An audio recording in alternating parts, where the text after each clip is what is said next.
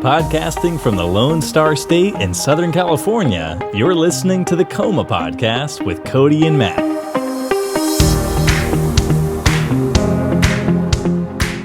Hey everyone, and welcome. It is March 18th, 2021, and today we are going to talk about vaccine hesitancy, specifically people of color who are unwilling to take the vaccine. There's a lot of reasons behind why they don't want to do so, and we're going to kind of explore some of that. That's our main topic today. But first, Matt, how are you doing? It is Thursday. We've almost made it through the work week.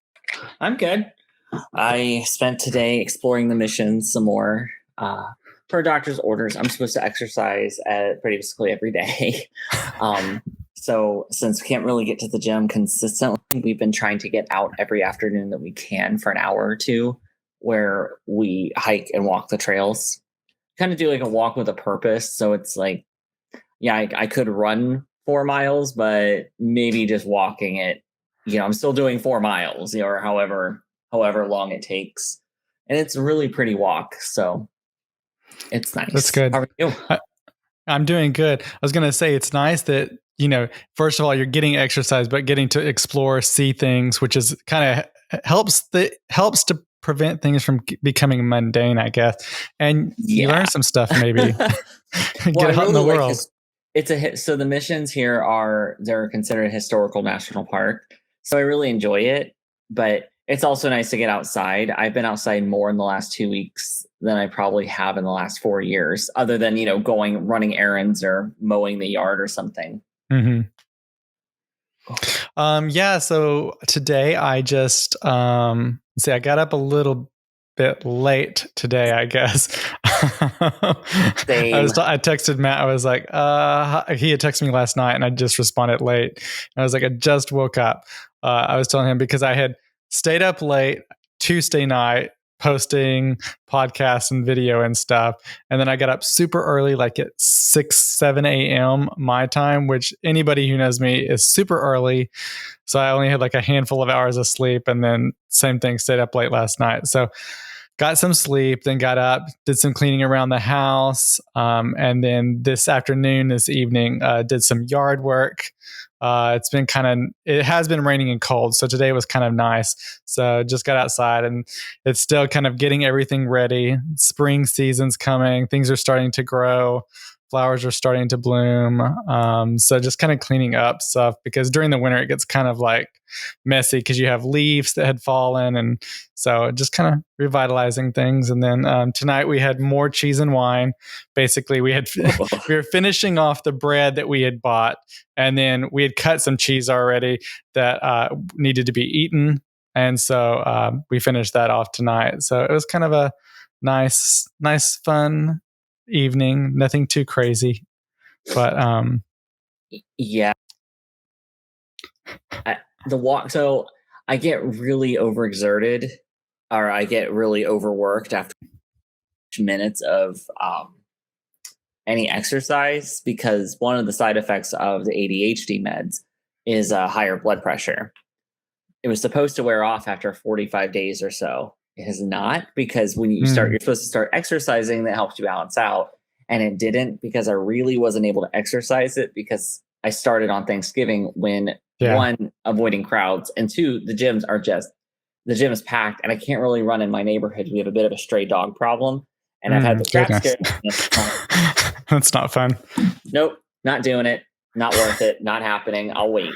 So now I've been able to really start consistently exercising. But so my blood pressure is down and I'm on a medication to help with that. But my heart rate is still, that one I don't really know why it's doing it. My heart's just working harder than it's supposed to be. So I get really sweaty. And I've never been a sweater ever, really. And we're walking the other day when I got home and took my shirt off, it literally felt like I climbed out of a swimming pool. About half goodness. My shirt was so wet. It was just wearing like a white, shirt you'd buy from Target, like a Hanes style shirt. Yeah. That's what I went walking in. And half, like the whole right half of it, bottom of it, and my back was just, when I was holding it up, it just hung down like I just dipped it in water and pulled it out. So I needed to do laundry anyway, but I threw it over my bedroom door and turned my fan on to try to air it. It took hours. I was like, oh. So I'm not used to sweating that hard, but like I was at the gym last night and it takes me forever between sets, between reps, and I finished what I was doing and leaned over to get a drink of water and I couldn't catch my breath. I'm like, oh, come on. Like, this is really frustrating.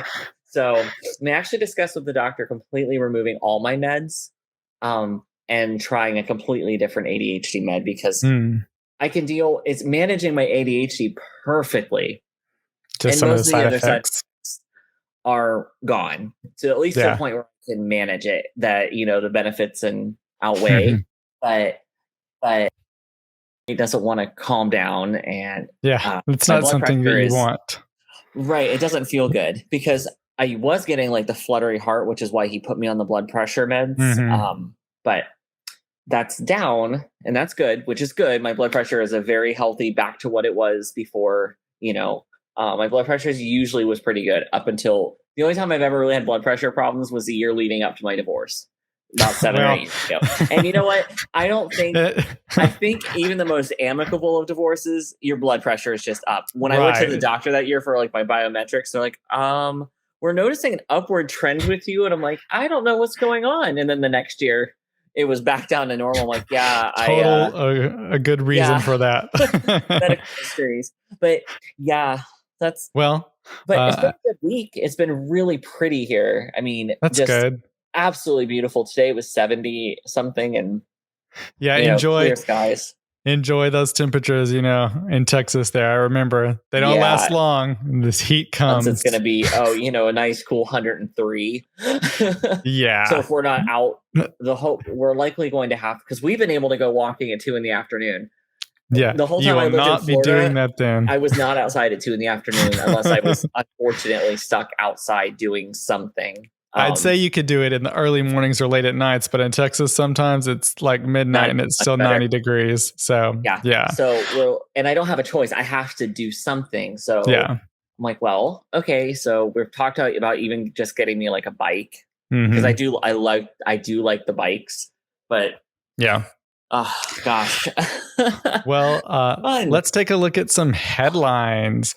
So an update on Tuesday, Matt, we're going to give an update here on the Asian American shooting that happened in Atlanta. We talked about this on a previous episode of the podcast.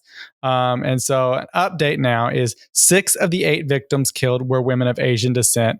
Now, the police say the suspect had previously been a customer of at least 2 of the businesses where the 8 people were killed. The captain who said the spa shooting suspect had a bad day is no longer the spokesperson on the case.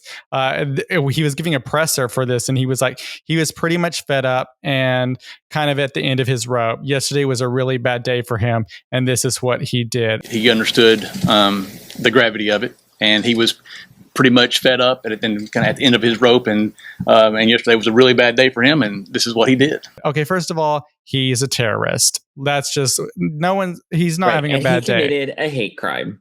Yeah, exactly. It is a hate crime. Also, internet sleuths and journalists found County Sheriff Officer Baker's Facebook post where he was promoting a shirt that called the novel Coronavirus, quote, an imported virus from China, with China spelled CHY-NA. So first of all, clearly he felt something towards this suspect because he obviously was promoting this kind of outlandish ridiculousness against the Asian American community with posts like that. This one, though, Christopher Wray, the FBI director, said that, quote, while the motive remains still under investigation at the moment, it does not appear that the motive was racially motivated, but I would really defer to the state and local investigation on that for now, which is ridiculous. It's what we talked about at the end of the last episode. Maybe it might not been in his head straight up that these were Asian Americans, I'm going to go kill them, because it seems that some thought is he had like a sex addiction. And so he may have had something against these women, because there is this whole like perpetuated idea of these massage parlors being sex parlors. And so maybe in his head for some reason. But in the episode on Tuesday that we talked about how that you can still have racial tendencies in your head that are underlying that would make you do certain things, say certain things. So And I that think would for the still be FBI, considered racist. yeah. So I think for the FBI director to say it's not, Fetishizing is still not appropriate. And yeah. So like, I don't think he should have said it's not racially motivated. yeah, it absolutely was. Like it can be absolutely was racially motivated. Yeah, it can be racially motivated and other reasons. It's not one either or. Also, if you're deferring to local authorities and the investigation is ongoing, what? Why? Like, also, the House held its first hearing on on anti-Asian discrimination. It's the first time they've done that in 30 years. This is obviously a situation, an issue that's been ongoing for a while now. The coronavirus whole situation has just brought it to light even more. It's something that's always been happening in America and around the world. Then, Matt, a company has gotten slammed for posting a yellow square on its social media after the Atlanta shooting. This is 88 Rising, a media company that promotes the work of Asian hip hop musicians, drew instant flack on social media Tuesday after they posted a yellow square in a misguided attempt to show solidarity with the Asian American community, part of this like social activism. It's kind of brought on by the fact that earlier in 2020, in the summer, when people were posting black squares in solidarity with the Black Lives Matter movement. It wasn't really a good idea then. I mean, first of all, you're to do a yellow square, you're promoting the whole idea where we like yellow people, black people. That's one of the reasons the Dr. Seuss book, his estate has decided to move one of the books because some of the characters were drawn yellow. So it's just like, you're a company that promotes hip hop or Asian hip hop artists at that. Like, what was the thinking? You know, it was positive that they were trying to do something. It was just like they didn't connect all the dots before actually doing it. No, they probably just thought like, oh well, we saw BLM do it early in the year, and I'm like, did you miss the part where it was not really well received? Yeah, I mean, that's the other thing with the black square. A lot of people, a lot of companies or social influencers, that kind of type, were posting the black squares. And then that's all they were doing. They weren't doing anything else besides that. So it's like, you got to do more than that. There was also the issue of people hashtagging at the time. And it was flooding the algorithms incorrectly, you know, when people were trying to get information to stay safe on the street. But when I saw that, I was like, wow, like got to think things through before posting things. But right, we're quick to post these days. Matt sent me this one. A man with a gun, a large capacity ammunition device, was arrested near the Vice President Kamala Harris's home. It was a Texas man wanted by the police, was stopped by the Secret Service and arrested Wednesday afternoon near the residence of Kamala Harris. They found a rifle and ammunition in the man's car, which was parked a distance away in a garage in downtown Washington. Paul Murray, 31, of San Antonio, was stopped just after noon outside of the Naval Observatory, which is Vice President Kamala Harris's residence. She is not staying there at the time. And there was right before we jump into that, there was a little bit of an update on, I believe his name is Robert Aaron Long, the shooter in Atlanta. They're already trying to cast him as, oh, what a church-going boy he was. It's like, he's not a kid. He's 21. He's an adult, you know? And so I believe this gentleman, the Texas guy caught in D.C., he had texted his mother that he was going to take to D.C. to take care of his problem, which was, in this case, Vice President Kamala Harris. And he was apprehended. And yeah, so things aren't going to look good for him, but I believe they were looking for him. I believe he was at the insurrection, is what I read, was that he was So, not surprising. No, not surprising at all. It does make me so concerned. You know, I think anybody who's a politician, especially right now, Democrats in charge, because you have these conservative groups that are essentially terrorist groups Even the FBI, CIA, and stuff have come out and talked about how white supremacy in these groups are one of the biggest threats to the United States at this time. So foreign terrorists, not as big of a threat as homegrown terrorism. We had a big issue with homegrown terrorism, I think it's obviously, during much more Oklahoma City terrifying. bombing. Yeah. With homegrown, because when you have homegrown terrorists, there's this sense of ownership they feel. It's one thing to be on the outside, like when you're mad at your sibling, like, whatever the thing they did, and you're like, you know what, I'm coming for your ass. But when you feel you're defending your own thing against, say, your sibling, for example, you're so much more angry than the offense they committed that you're retaliating against. So putting that on a national scale, that feel they are. Yeah, sure. Some of them are like, oh, yeah, I know it's racist and I don't care. But many of them do not feel they're racist. They feel they are genuinely superior. I will have to find the interview, but a Black woman did a news segment on a white supremacy group. And they interviewed, I believe it was a married couple on their land. And they had told her, she was there with a news crew, she wasn't by herself, that they felt that they were the superior race. And she was, well, how do you plan to get rid of, Black people? And this is a Black woman speaking. And they said, burn them out. And she's like, and you do not feel that's racist or hateful? She's like, and they were like, no, we're not a hate group. I mean, they genuinely believe this. And they indicated to her that she was the first person that wasn't a white person to stand on their land in like the 20 years that they had been there. At least 20 years. And this exists right here. And I know in mainstream, I'm sure it kind of goes back and forth. And especially if you see things like, New York or, where you live and where I live, it's really hard to probably see that, when you listen to music and hear what's on the radio. But anybody that's grown up in a smaller town, or if you're a minority or friends with any minority group, really, where not to go. Somebody who knows somebody if you don't already know yourself.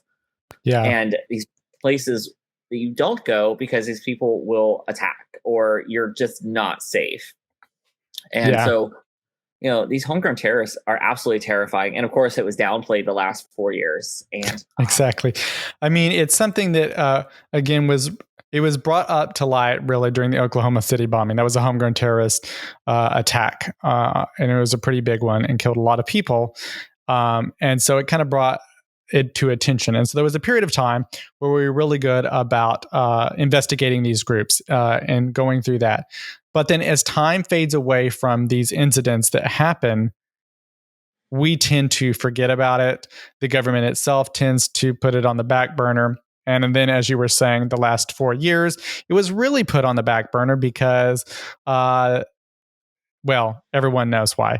And so hopefully with the Biden administration and the people that they are putting into these positions in different positions, and the FBI will continue to look at this, they'll start elevating these things because it's obviously something we need to be looking at, not just for the safety of these politicians or the president, the vice president, but for the safety of all Americans, because a lot of times, it's not like they're just going to attack liberals, because in the Oklahoma City bombing, there was be conservatives and liberals there. Also, it was Oklahoma City. So just because we look at this as a homegrown terrorist thing, and it tends to be these radical right groups, it's something that could ultimately affect every group if one of these people or groups of people decides to attack in some form or fashion.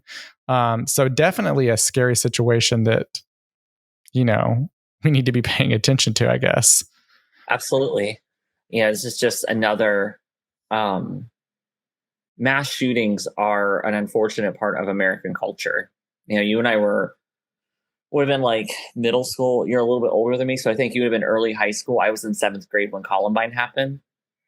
So those are where my memories of mass shootings start. And watching, I got home and it was on the news at my great grandparents' house. And I remember watching, I was watching live. There was I can't remember his name. I watched this thing on it last year, actually, but he was the kid who was on an upper floor of Columbine. He was shot several times and he crawled his way to the window, crawled out the window. When they were trying to get him out of the window, he fell. And the police were repeatedly criticized for their lack of care and like movement and just kind of standing around. And I remember watching live this kid fall out of a window just covered in blood, because I remember he was wearing a gray shirt, and I just saw like the back of him, and he's just all bloody. And I knew what I was looking at. I mean, I could read the headlines, and my great grandparents were trying to say something to me, and my grandmother, who was present, was like, he's watching this, he doesn't know yet, and I just literally walked off the bus and walked to my great grandparents' house for my grandmother to pick me up after school. But she had met me. I got home late and she got there early, and then they'd already known about the events of the day. I was just arriving as the rest of it was unfolding, and they were evacuating the kids. And it wasn't long after that, I remember our dress code changed. Metal detectors started going in places, in schools, and we got talks about depression, and watching for, see something, say something started happening. I'm sure that's been around for a long time, but that's when I started hearing about it in school. And, and you see where a lot of this evolves, especially, have you ever tried to reason with a 16-year-old? Can you imagine, a child that's had something ingrained into their head for a long time to be a certain way, trying to push back from that. Everything you tell them is just evidence of something, that you're wrong. And when you look at it, especially like the shooter in Atlanta, I really don't want to mention his name because I really don't want to give him attention, but his background is extremely religious. And for anybody who is in that religion and, obviously not shooting people, but any sort of sexual contact outside of marriage, or thinking about sex, or masturbation, watching porn, any of that is considered, extreme and excessive, and would be, have the book brought down on them. So they go to extremes to fight that. And, you're repressing your very own natural urges. Being our humanity is like trying to restrain that is like trying to restrain a gallon of water in hands. It isn't going to work. It's going to bust out. It's going to get everywhere. It's going to be a big mess. And it's just, most people do not, shoot everybody else. But, how luckily that person was caught and was not at her residence. And I think, obviously I don't actually know where they're staying right now, but it's they are staying at the Blair House. That's across the street from the White House. The Blair House is usually where heads of state or different people stay when they're visiting Washington and the White House for special events. And obviously right now there's none of that happening because of coronavirus. So they're staying there. The house, the Naval Observatory, where the vice president usually stays. Once Mike Pence moved out, it was needing some like rehabilitation and just like remodeling, because it's an old building. And so they thought this was a great time to go ahead and remodel it and kind of bring it up to New World standards. I'd heard about that, but I wasn't sure. So thank you for confirming that, because I realized I'm like, I don't actually know. But it kind of works out, thankfully. He made it all. He went all the way to DC, and was luckily stopped. I didn't see, has there been an update to? I know that he called his mother and told her what he was doing. Did she know? Do we know if she notified the police? I do not know. I know in the case of the shootings at Atlanta, the mother did notify the police because she had seen a photo or something, or saw that he was in the area. So I'm not sure, but thankfully Secret Service were there. Obviously do not mess with the Secret Service, as we've seen multiple times when there have been issues that occurred, regardless of who. They've tackled children who, broke through the fence, climbed the fence, and tried to run across the lawn. They are not going to take a chance. They are not going to mess around. Now, our live tomorrow, we will have more updates. And what we like to do during the live, since it's more interactive as well, and people can ask questions, we can kind of talk more about it. We're hoping that maybe there will be a bit of a news dump, so we can provide better updates and, just some clarification into what's going on, because in the midst of all of this, we still have, coronavirus is still happening. People are still being infected by the tens of thousands every day. And, a new variant is coming this way. It's inevitable. It's going to get here. And I'm still hearing people don't want the vaccination. I can understand why some, because,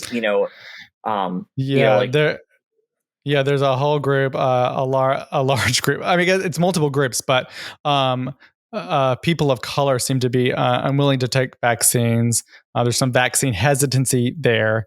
And we're going to go ahead and talk about that coming up next. And we are back today. Again, we're going to be talking about vaccine hesitancy. Now, our main topic is going to be talking about people of color and the reason why they're hesitant to take the vaccine. There's a lot of history behind that, actually. And so when you see people talking about that they're really hesitant to take the vaccine, sometimes there are reasons why, especially if they're people of color. So sometimes you don't want to push them too much because there are reasons behind it. It's good to kind of put some science out there and, kind of just chat with them and talk with them. But there are some legitimate reasons why they are concerned about this vaccine. It's not only that group, though. Actually, 40% of GOP surveyed recently, and there's multiple surveys and multiple polls going out, but Matt, 40% of GOP voters surveyed say that they are hesitant or resistant to take the vaccine unless it's mandatory. That's compared to 6% of Democrats who are hesitant to take the vaccine. So it is multiple groups, but 40% is a huge number for the people. GOP. I don't give a fuck. And you're actually, like, crap, I'm going to have to edit that out too. No, 40% of them is more. 40% of GOP is actually more than people of color who don't want to take it, which is just ridiculous and crazy on the GOP's part.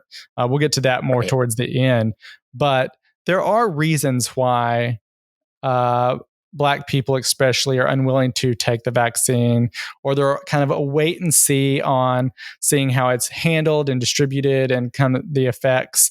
There was 14% of Black Americans, 34% of Latin ex-Americans say they have a trust in the safety of the new COVID-19 vaccine. So that is not very high, 14% and 34% for Hispanics.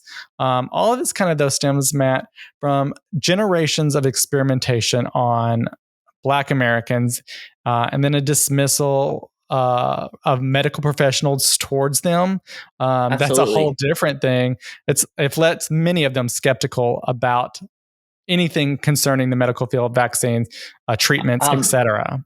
So here in my office right now is my pharmacology book from last year where I took the class, and there are different instructions talking to different groups, saying, some of it's like more practical things, like, it's customary to, for this, they would prefer so if a woman comes in for this, they would not want me to come into their room, and per request. And really, a lot of that is not necessarily taken seriously depending on the situation, but, for, nursing, like, there, you do what you can. Yeah. And then other groups, it was taught for a long time, for example, that Black people have a higher pain tolerance. I'm like, no, they were just abused. There's just literally racist medical literature, and it's still very present. Now, when I took medical ethics has been, at least the one I took, had been largely updated, thankfully, from the first class I took, where there's an acknowledgement of this hugely racist backstories. But this goes all the way back to the days of slavery, where slaves were treated awful most of the time. And just because even if they weren't treated awful, they were still treated like human cattle. Yeah. And then, experimentation, like you said, the dismissal by medical professionals is just, I've seen it. I have witnessed it. I mean, you could just scroll Twitter. You can see your own friends who have experienced it. Yeah. And it's very real. You have major experiments like the Tuskegee Airmen, where there are so many chances where there was an opportunity to build a bridge of trust and do something good. And it turned out to be a deceptive experiment and destroyed a lot of people. Forced sterilizations. That ran 40 years from the 30s to the 70s, and that the goal of that was to track the natural progression of syphilis. And researchers had initially recruited about 600 Black men, 399 with the disease, and 201 without it. And they conducted the study without the informed consent of those participants. Now, according to the Centers for Disease Control, researchers justified the study by telling these men they were being treated for, quote, bad blood, which referred to conditions like anemia and fatigue, as well as syphilis. And none of the infected men actually were treated with penicillin. That became a treatment in the 40s, late 40s for it. There was other antibiotics that they eventually had that could treat these men for syphilis, but they never did any of that. And this wasn't that long. Yeah, generally this wasn't long ago. And it is not even an availability thing. The treatment for syphilis is generally one penicillin shot. Now, if you have an advanced case, it's a little more stuff. 3, and I believe it's 1 a week for 3 straight weeks. If you are not able to take penicillin, for example, allergy, you would be put on doxycycline for, I believe, 28 to 30 days. And it's a broad spectrum antibiotic, so it tends to hit because it hits everything. So this was intentional. And the effects of syphilis have been known since the Middle Ages, of how devastating it is. It's wiped out so many people. Many famous people, leaders and kings and old monarchy, very common, to pass it right down. And it's been the subject of many of books. If you ever read Voltaire's book Candide, in Candide, one of the main characters has syphilis, and it's a subject. I mean, this goes way back.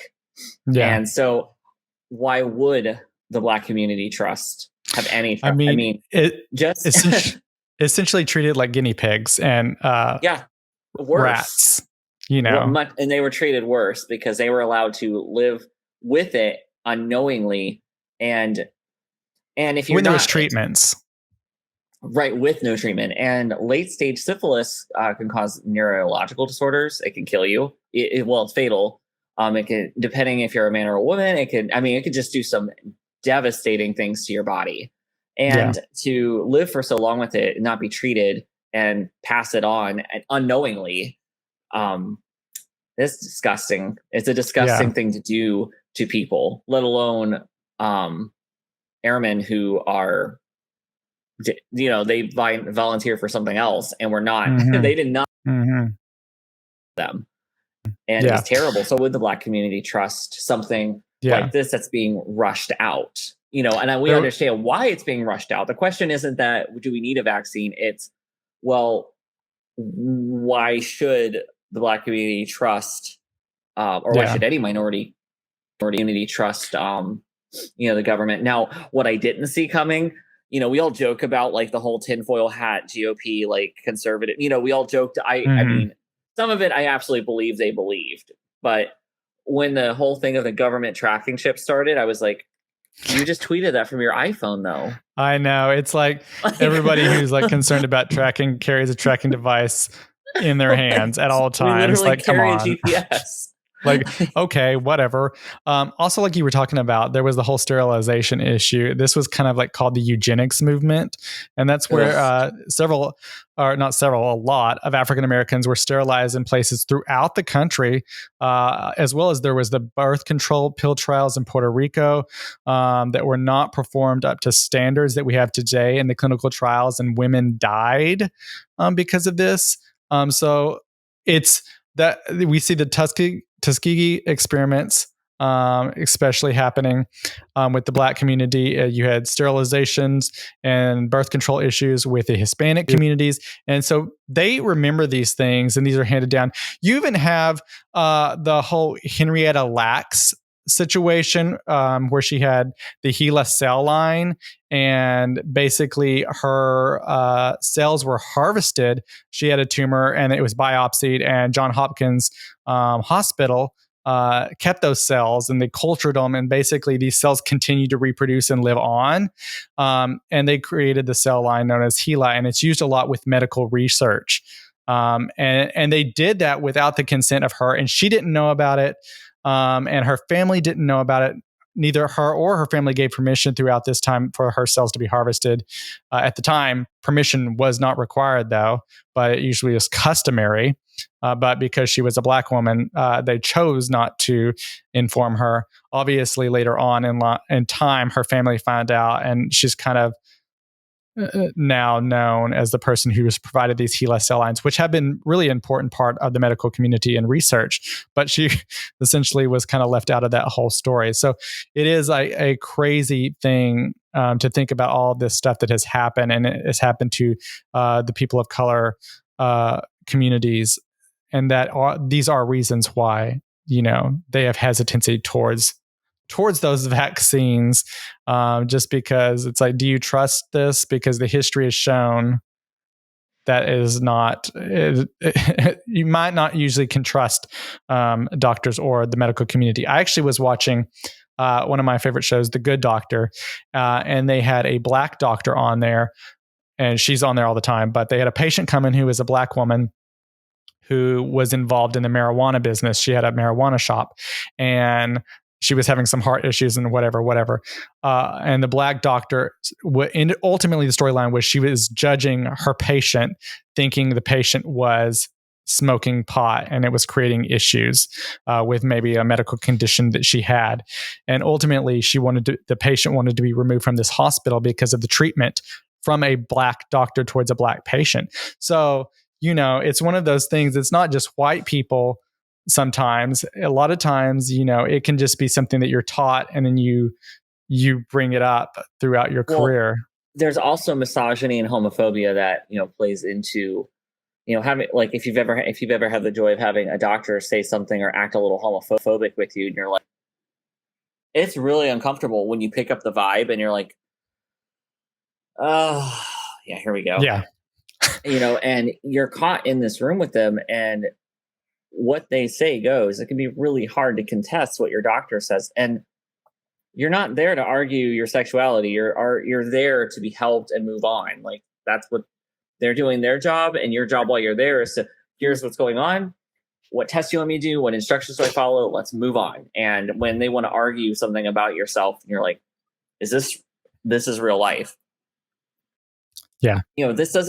This isn't even happened to the Black community and and other minority groups in times of crisis or peril, or when some deceptive experiments happen. It's all the time. This happens for a doctor's visit. Pregnant women dying, pregnant Black women dying in the hospital in childbirth because they're saying something is wrong, and they're being ignored. They're being dismissed. And it's like, it's a very worrisome thing that it's a deeper issue that has to be dealt with, as far as training, like you were saying, in these books, teaching books, certain people were taught certain things. And it's just like, some of these things need to be relooked at. It's like the whole issue of like what kids are taught in school. And, we need to make these education books and history books show things that happen. Because again, like the Tulsa, issue that we talked about in an earlier podcast, the bombing in Tulsa against all of the Black people there, is not taught in school. So we need to look at that. As far as the coronavirus, experts are saying that, and they're doing as good of a job as they can, I guess, but working directly with some of these community leaders in these communities to let them know that it's safe. And a lot of these community leaders know that, but then they're trying to get out the word to those in the community that it's safe, and to kind of ease some of those fears. I think one thing we can look at is, these are polls that are done to say, are they hesitant? Are they not hesitant? As we said, for the Black communities and the Hispanic communities. And so we're still starting to get information in of actual vaccinations, because between what someone says in a poll versus what's actually happened can sometimes differ a little bit. And so as far as the Hispanic community, we can kind of maybe look at the Hispanic community sometimes tends to be younger communities. And so a lot of places they may not have access to the vaccine at this time because of age differences. So hopefully when it does open up into some of these areas, they will start getting the vaccine. I'm hopeful. I think the Biden administration is trying to do the best that they can and sending out people into these communities. You have many members of caucus who are also a part of the Black community or Hispanic community that are trying to get the word out. I think it's a process of working with these communities. And I think one thing, we need to not just do it for this issue. It needs to be a continuing, ongoing situation that we work with these communities, not just with the vaccine issue, but all medical conditions, and try to subside their fears, and hopefully back that up with actual doctors, actually caring about these communities.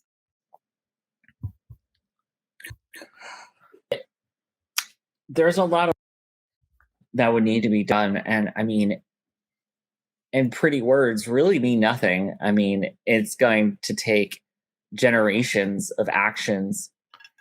And also this is again, my opinion on this side, is that we need more balance in who's making these decisions. We need more not white people in these positions of power. We need more women of color. We need more Black women, more Black men, more, every group needs to be lifted up, because I think the days of a classroom being 28 white boys and girls and then 2 of whatever of anybody else, I think those days are really either done or winding down as diversity really takes over in our country. And it's important that everybody's represented. And it should have always been this way, because, even among white people, men are just freaking crazy. Like, I was raised around white guys. I see that ridiculous masculinity shit they have. I watched a guy fight with his mask today. He's wearing a bandana. He's trying to keep it up over his nose. I watched him pull it up no less than 5 or 6 times in a minute. And I'm like, dude, just put the mask on. His wife and kid had a mask on, but he was, he had a big American flag bandana, and he just kept going with it. I'm like, dude, just put the mask on. And he probably thinks he's so tough. I'm like, is this real? Are you really so fragile? But the answer is yes. I grew up with these guys. I lived with them. I being a white guy, that's who I was until I was 18 and came out and realized I was gay. And I was like, oh God, okay. And I realized I could drop all those things. I'm like, this is boring, but it's really hard for people to separate themselves out from that, because if that's all you learn, and also we've seen that death through the pandemic, that COVID and the deaths among it have disproportionately affected the Black community so much more than, wealthy, white, suburban, affluent neighborhoods. Why? Because they have less services available. They are ignored when they go to the doctor. They're given Advil and said, head on home and call us if you can't breathe. And we all know what happens with that once you hit that point, you may not get to the hospital fast enough, or there may not be an ambulance available, or there may not, even if you get to the hospital, there may not be somebody to see you to get you on. Being intubated isn't just putting a mask on. You have to be intubated. That's a little more in depth, and people don't really. There are several gaps, and of course, in the middle of all this, you have people spouting disinformation, just intent. One thing, everybody makes a mistake. It happens. You're gonna quote the wrong article or read something or misunderstand. A lot of medical terminology has been thrown out at the country from people who don't normally even putting it in layman's terms. It's really hard to comprehend, to tell somebody, you're going to get this tube. This can be shoved down your throat. It's going to help you breathe. And this machine is going to keep you and probably 2 other people alive if they can share the machine. And, it goes to 2 or 3 people. But that isn't something that happens quick, and nor is it pleasant. And anybody who's come out of it was like, oof, but it's interesting. Anybody who wasn't a politician their lives were basically changed. And the ones that were politicians were like, wow, I don't know what everybody was talking about. I'm thankful to be alive for the great care of these people. But anyway, this is fake. I find that very, very interesting. So for every one politician to how many people that nearly died or, were on a ventilator. Yeah. And so it's not just these communities that were affected with the virus. It's also these communities now that are having a hard time getting the vaccine. So this isn't even about hesitancy. So those groups, the people of color, Black communities, Hispanic communities, who actually do want to get the vaccine are having a hard time getting the vaccine. And there's multiple reasons to that.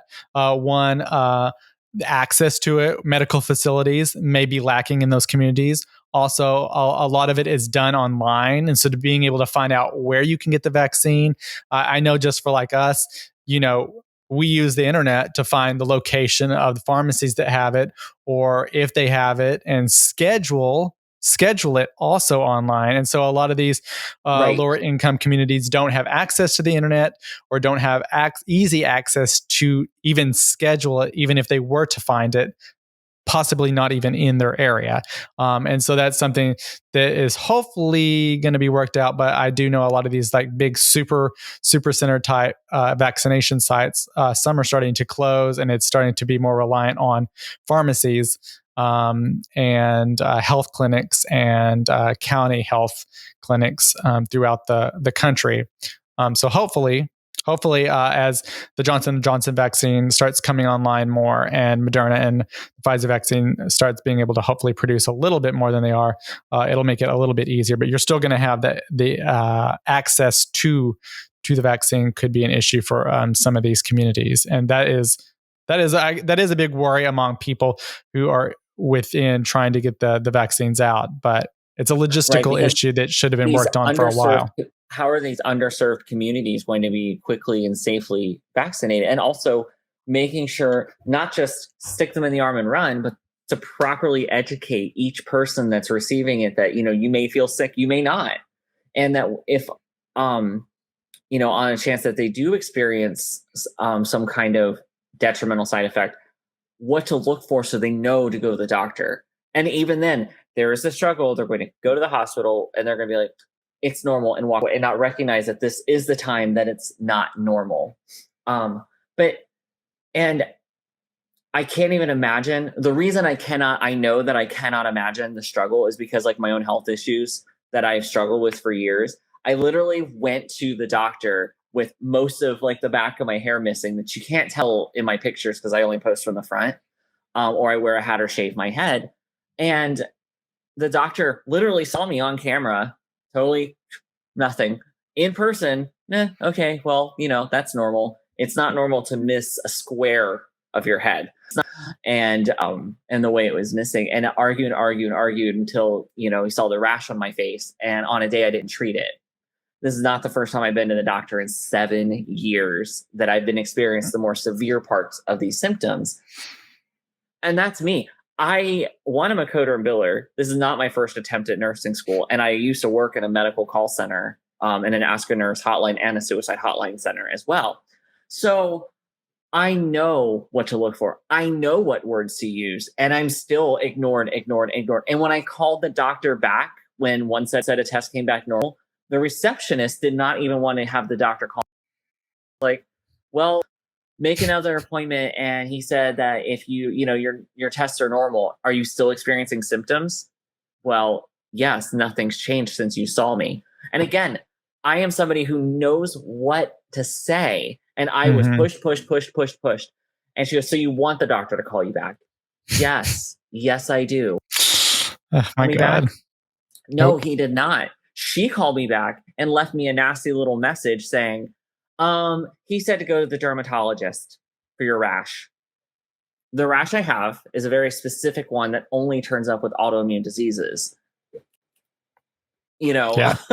So here we are. So how now add on to that being somebody maybe you don't know what to say, and you're already facing the likelihood of being brushed off by your doctor or any of the medical staff that are being less than welcoming to your white counterparts. Like, imagine the absolute frustration walking into that.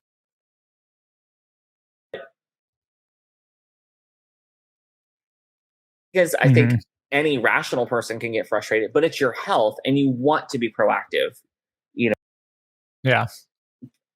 It's so frustrating. And it was quite a debate in my pharmacology class reading through these notes, because my school that I attended, to University of Texas, Arlington, that I took the class at, they're a really diverse group, and we are in Texas, and it was reading this, and sometimes seeing like references to, okay, these were past things.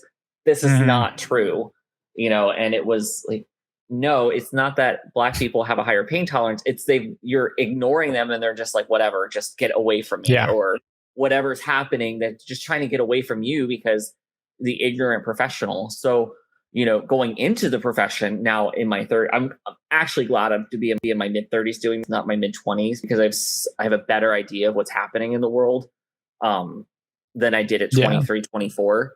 And, I so much better and be receptive of criticism and being told, hey, you're not listening to me. When I hear those words now, I stop and listen. At 23, I might have gotten, at least I'm always a defensive person with things like that. But even getting a little bit defensive is too much when someone's trying to tell you something about their health that could help them get better. Like, my whole job is to help people, will be to help people get better. So it's important to listen and to advocate, to properly advocate for your patient. And, and outside of the medical world, we should be doing that. This isn't let me listen to you and, like, stop, stop. Like, read a thread, Google it. Oh my God. Jesus. That's the one thing that we hope to do, as we've said with this podcast, is to educate, enlighten, bring to light some of these stories. And some of these things are things that people just don't know about. They weren't taught them, and so it's just something you don't know.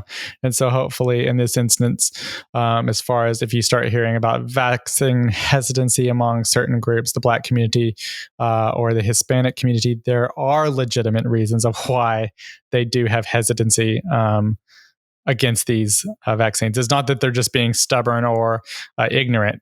There are legit reasons behind it. And so when someone says, and understand why. Some people, they're a little nervous of needles, or they can't get an appointment, or they're not really sure what to do. They're not comfortable going online looking for these appointments, trying to find a way in, and they may not have a ride. They may not be this location with a big crowd of people and have no idea what to do.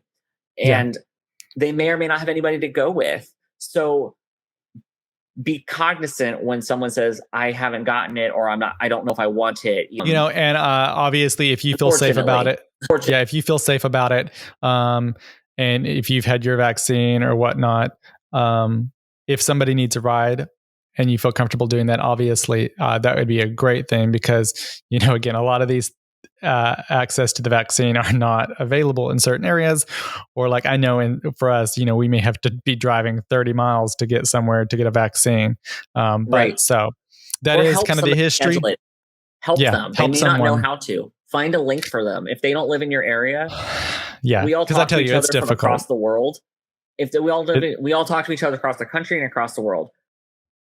Offer to help, proactively help them. I mean, stream, but even being like, hey, it's in your area, this is what to look for. No grown adult that I have met wants to admit they don't know something. And I will be the first to tell you, I don't fucking know something. I do this to Cody a lot. I'm like, I don't know. Let's look it up. And if I don't think Cody knows, I will tell Cody when he's wrong. You remember the nasal spray thing last year?